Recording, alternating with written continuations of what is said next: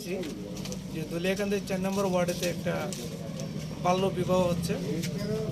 তো আমরা পুলিশ প্রশাসন, চাইল্ড লাইন এবং আমি এসডিএম এসেছি এখানে দেখার জন্য। আমরা প্রাথমিকভাবে যে তদন্ত করেছি, এখানে দেখা গেছে যে মেয়েটার যে বিয়ে হচ্ছে এখনও 18 বছর হয়নি।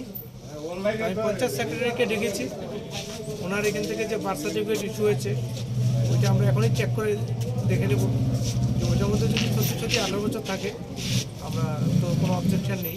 কিন্তু আমাদের কাছে এখন যে ডকুমেন্ট আছে, 3টা ডকুমেন্ট পেয়েছি, 3টা ডকুমেন্টে 3 রকমের বার্থ মানে ডেট অফ বার্থ।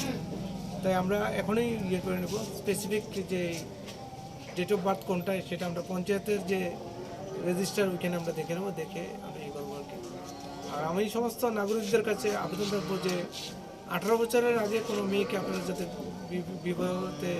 বিবাহ বন্ধনে আবদ্ধ করবেন না।